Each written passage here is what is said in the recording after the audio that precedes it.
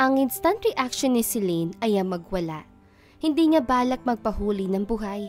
Kung mag-isa lang siya, malamang nananlaban siya o nagtatakbo agad-agad. Pero nandoon si Daniel, makatakas man siya. Paano to? I think we need to do as they say. Kalmadong sabi sa kanya ng lalaki. Huwag ka mag-alala. Dagdag nito sa mahinang tinig. Naisip niya na baka may plano ito kaya nagpatakay na lang siya sa pangyayari. Paglulan nila ng Fortuner ay pinasibad na yung palayo na nagmamaneho. Yung lalaki naman na tumabi sa kanya ay piniringan siya. May pag-asa siyang nakuha sa ideyang hindi isinama ng mga dumukot sa kanila ang kumukuha ng prenup video. May pagkakataong magsumbong ang mga ito sa otoridad. Walang imik si Daniel. Pinaniwalaan na lang ni Celine ang sarili na may pinaplano ito, kaya hindi nito pinipilit makipag-argumento sa mga dumukot sa kanila. Nahaba-haba rin ang biyahe pero kalaunan ay huminto rin sila. May humawak sa kanya para giyahan siya palabas ng sasakyan. Nasaan tayo? Nangahas na magtanong si Celine. At pwede pakitanggal ang piling ko? Ang hirap gumalaw na hindi nakakakita eh. Ang daming tanong. Tutuloy na ba natin to, bossing? Boses ang isang lalaki ang kanyang narinig. Oo, tuluyan na yan. May sumagot dito at nahindik si Celine na makilala ang tinig. Kay Daniel yun. May humablot ng piling niya para maalis yun sa kanyang mga mata. Nalito siya pagkakita sa kanilang kinaroroonan. Malawak na kapatagan yun at sa isang bahagi ay may natanaw siyang makulay na hot air balloon. Hot air balloon? Surprise! Sabay-sabay na sumigaw ang mga lalaki na kapaligid sa kanila. Kasama na sa mga ito si Daniel, pati ang kumukuha ng video nila. Dashing and daring ang gustong tema nitong future husband mo. Paliwanag ng videographer. Kaya kunwari ay may kidnapping scene pa. Anak ka ng nanay mo, Daniel! Papatayin mo ako sa nerbiyos! Nakalimutan ni Celine na boss niya ang lalaki. Pinagkukurot niya ito. Panay ang tawa at iwas si Daniel, pero maya-maya ay hinuli na nito ang kanyang mga kamay. Pinagsalikop ang mga ito ng lalaki sa likod niya at sinukol doon. Dahil sa posisyon nila ay para na itong nakayakap sa kanya. Yumuko pa si Daniel kaya ang mukha nito ang lapit-lapit na sa kanya. Para lang siguro sa kumukuha ng video ang kinikilos ito, pero sandaling kinalimutan muna yun ni Celine. Sa halip ay hinayaan niyang sarili na maniwala na sweet sila sa isa't isa ng lalaki dahil nagmamahalan sila. And as she gazed back at him, she felt the full force of all the love and longing she is trying to keep inside her burst free. Maganda ang ideyang sinabi ni Roldan na sumakay sila ng hot air balloon ni Celine para sa prenup video nila. Pero naisip ni Daniel na dagdagan yun ng kaunting thrill at excitement. Pakulo niya ang kidnapping attempt kuno at naintindihan niya kung bakit gusto siya patayin sa kurot ni Celine. Natural na natakot ito ng husto. Halatang halata niya yung kanina, but he liked the way she managed to stay calm. Napansin niya na handa ng mag-hysterical ang dalaga, pero nakita niya kung paano nito pilit na kinalma ang sarili. Naalala niya ang sinabi niyon dito ni Roldan. Agree si Daniel doon. Sa lahat ng mga babaeng nakasama niya ay si Celine yata ang pinakamaraming layer ang nakita niya sa personalidad. Komportable iyong kasama. Efficient, maaasahan. Idagdag pa ang magandang sense of humor nito. At ngayon ay nadiscover din niya na kayang maging kalmado ng dalaga kahit iniisip na nasa peligro ito. Sa lahat din yata ng mga babaeng tumaan sa buhay ni Daniel ay kay Celine siya pinakakomportable. Hindi yun dahil empleyado niya ito, kundi dahil siguro sa mismong personalidad ng dalaga.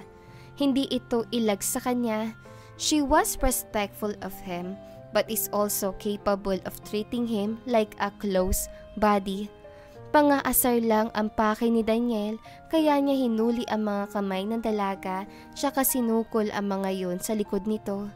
Magandang video op din yon pero hindi kasali sa drama ang kakaibang pagbalot ng kamalayan sa kanya sa sandaling ma-realize kung ano ang posisyon nila. Hayon si Celine, nakasiksik sa kanya. Ramdam ni Daniel ang init ng galing sa katawan nito. Ang mainit din na buga ng hininga ng dalaga na sa kung anong nakakapagtakang dahilan ay natutukso siyang lalo pang langhapin.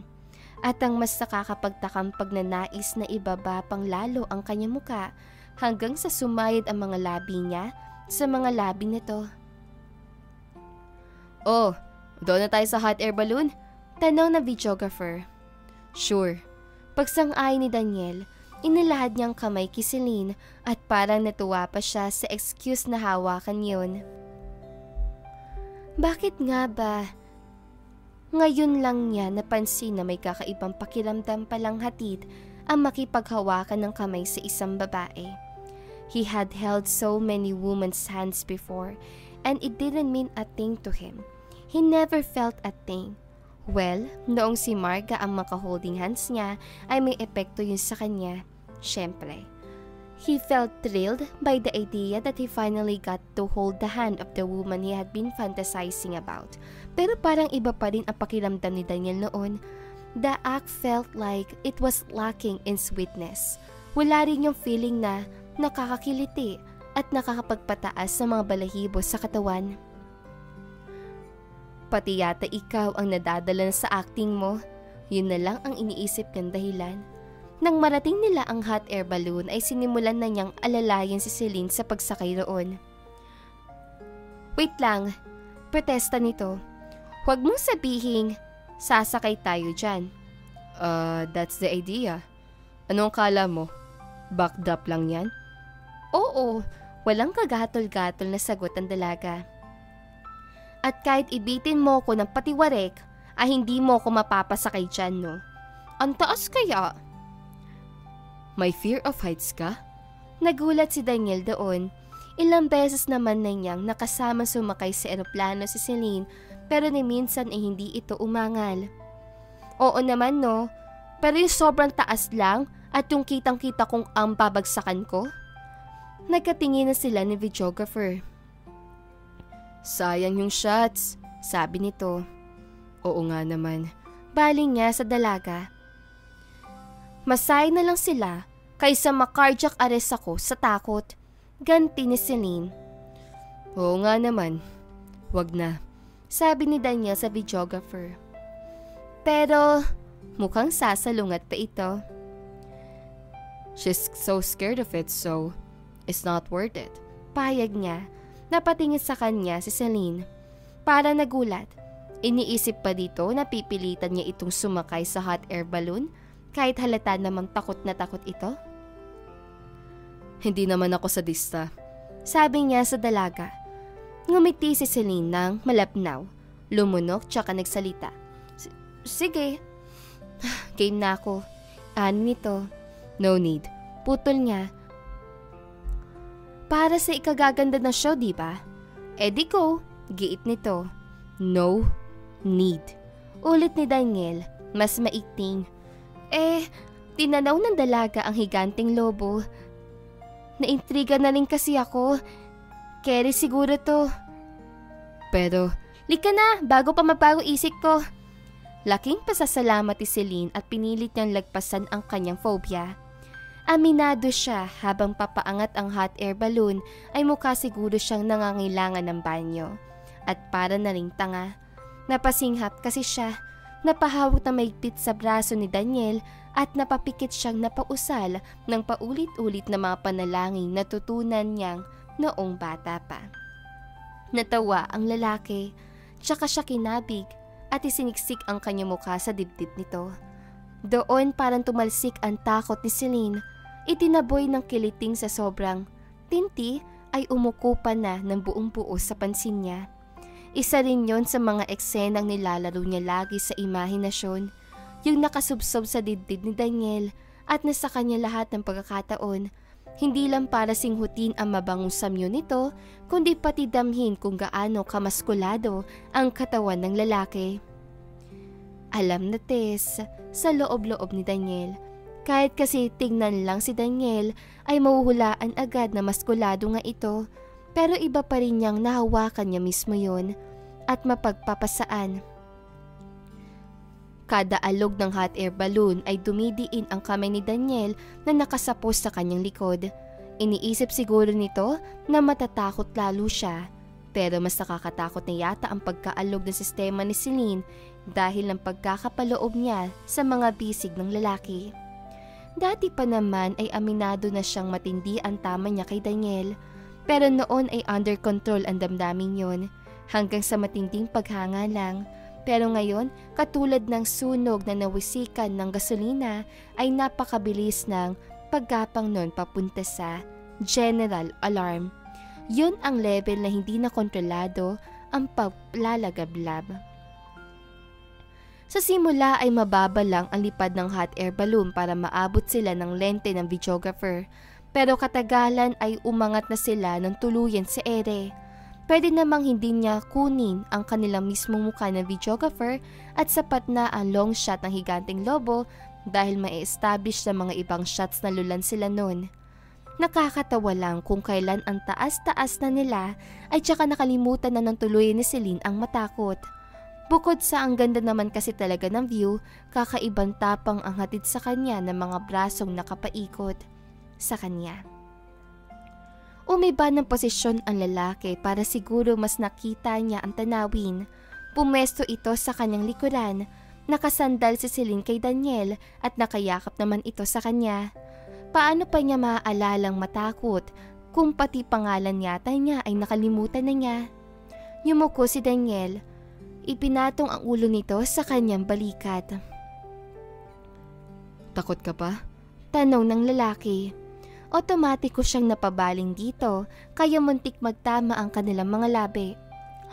Oh my God! Makatindig palahibo ang kiliting gumapang kay Celine. Nagsisisi pa siya na hindi pa itinodo ang paglingon. Di sana ay natikman na niya ang halik na inaasam. Pero laking gulat niya nang sapuin ni Daniel ang kanyang mga pisngi at bago pa siya makakilos ay lumapat na ang mga labi nito sa kanya. Mabuti na lang at malayo ang propane tank ng hot air balloon sa kanila, kundi ay baka sapat ang sagitsi na nilikha ng paglalapat ng mga labi nila para masilaban sila at magliyab na rin ang buong paligid. Napakapit si Celine sa lalaki.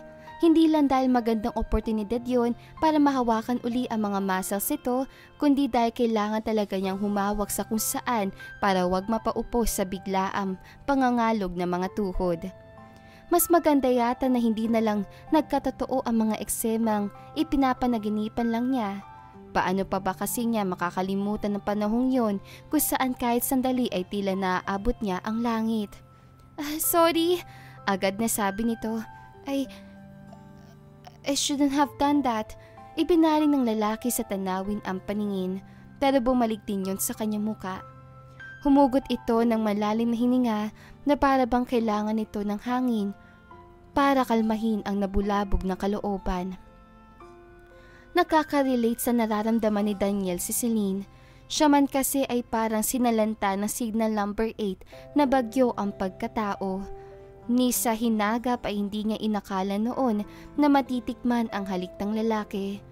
At kagaya ng lahat ng ini-imagine lang niya, mas matamis, mas nakakatiwarik ng katinuan ang halik ni Daniel sa tunay na buhay kaysa yung nilalaro lang niya sa diwa. Pero teka, bakit pa ito nangahalik? Hindi naabot ang lenteng kinaroroonan nila. Masyado na yung mataas, kaya tiyak na hindi pang print-up video eksena nila.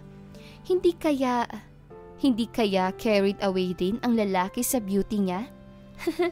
Beauty talaga? Saang banda? Siya na rin ang kumontra sa naisip. Hey! Napalundag si Celine na sumayad ang palad ni Tash sa kanyang balikat.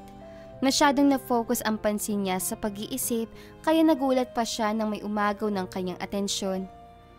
Okay ka lang? Tanong nito. Ako ata ang dapat magtanong yan sa'yo. Okay ka lang? Para kasing hindi. Dahil kung okay ito, ay bakit siya hinalikan? Oo naman. Ikaw ba? Umiling ang lalaki. Sinasabi ko na nga ba? Hindi ko gustong ginawa ko. Sabi nito. I took advantage. At kagaya na sinabi ko dati, ikaw ang huling taong gagawa ko nun.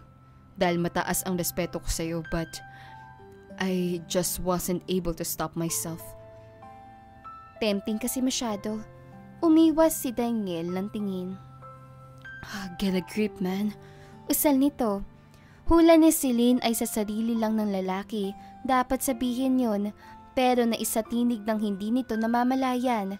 Ibig sabihin, katulad nga ay nabubulabog talaga ng husto ang isip at kalooban ni Daniel. Huminga ito ng malalim, tsaka bumaling uli sa kanya. Wala akong mahagilap na paliwanag sa ginawa ko, Celine. Basta lang hindi ko napigilan. You just look too lovable. Ani nito, at prueba yata ng nararamdaman nito. Kinabig uli siya ng lalaki, tsaka mahigpit na niyakap. Sakto, nakikita ko na mga ulap. Nasa langit na nga ako. Hiyaw ni Celine sa sarili. Lovable daw siya.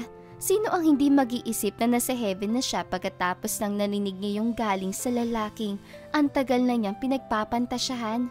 Pero hanggang pantasya lang talaga siya. Yon ang dapat at alam ni Celine na yon ang mas makabubuti para sa kanya. Kung kakaririn niya ang pagkagusto kay Daniel ay hindi malayong maloka siya. Sa dami ng mga karibal niya, sa kawalan nito ng totoong interes sa kanya, sa kaalamang iba ang babaeng mahal nito, mula noon hanggang, ewan niya kung hanggang kailan. Siguro ay habang may hininga ang lalaki. Pero sige, papatulan ni Celine ang biyayang ipinagkaloob sa kanya. Basta ba alam niya at tanggap niya na panandali ang ligaya lang yon at hindi naman siguro makakasama masyado sa kanya ang i-enjoy iyon. At Sinong babaeng nasa matinong pag-iisip ang hindi mag-e-enjoy sa mainit at mahigpit na yakap na isang Daniel Garcia? She felt him take a deep breath as though inhaling her scent. Mabuti na lang at nagpabango siya. Hindi siya mahihiyang isipin na namamaho siya, and it tickles. Kung sa bagay, kahit yata walang gawin ang lalaking ito, ay makikiliti siya. I am just so glad I met you. Usal ng lalaki, mahina lang at sa mismong tenga niya, lalo tuloy naging matindi ang talab nun sa kanya. Kinilig siya, walang pag-iimbot at walang pag-aalinlangan. We? Sagot ni Celine. Seryoso. Giit nito. You're just way too different from the other woman in my life. Kapag ikaw ang kasama ko, parang hindi ko kailangan magpanggap na I'm the man. Hindi ko kailangan na feeling gwapo lagi. I can be myself knowing you accept me for what I am. That you're not judging me. Akala mo lang yun? Sagot niya. So, ginajudge mo pala ako, ganoon? Ani nito. Oo naman. Take your punishment then. Sukat na lang na pinagkikiliti siya ni Daniel.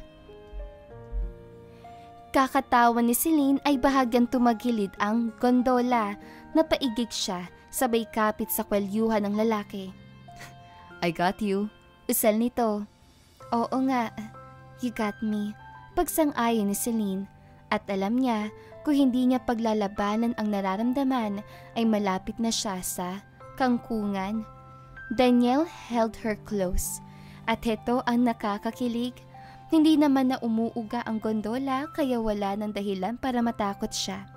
Kaya kung ganoon na hindi pa rin siya nito binibitawan, ay gusto nang isipin ni Celine na nag-e-enjoy din ang lalaki na yakapin siya. Sa kasamaang palad, nagsimulang dumilim ang mga ulap. Hindi pwedeng abutan sila ng masamang panahon habang nasa ere, kaya kinakailangan na nilang bumaba.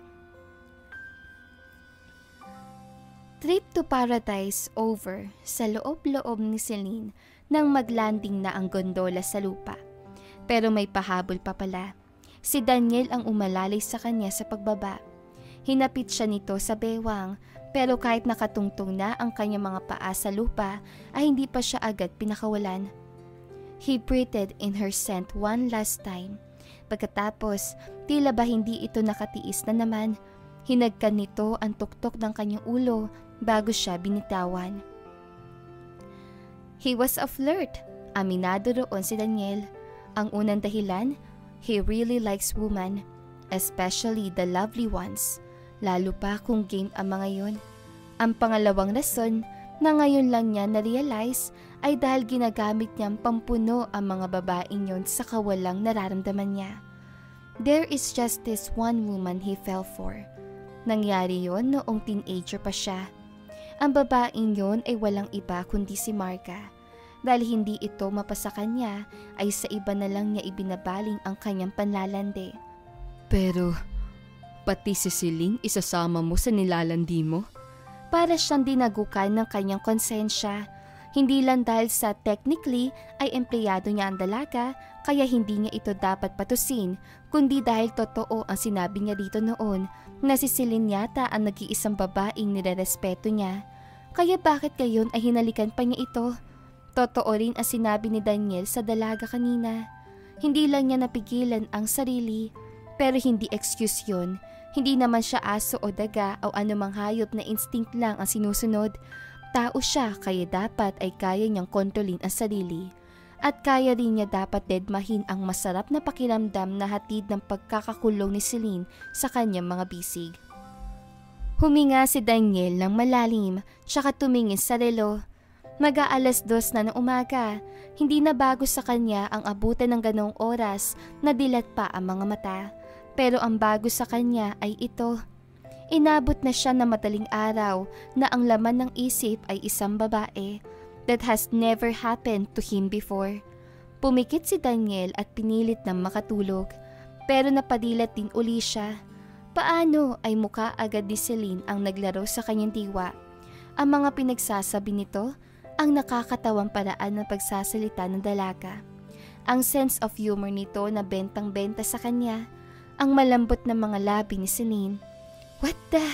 Gigil siyang bumangon. Mas mabuti siguro magtrabaho na lang siya kaysa mag-imagine na parang isang teenager na in love for the very first time. Inon ni Daniel ang laptop. Bago ang lahat ay binuksan niya ang kanyang FB account. Aba, at loko talaga ang Roldan na yun. Bulalas niya. Tinotoo ng baliw na kaibigan ang sabi nito noon na ito ang mag-a-upload ng video nila ni Celine. Clips lang naman yun, hindi ang buong video, pero sapat para makuha ang feel ng video. Napatulala sa screen si Daniel habang pinapanood yun.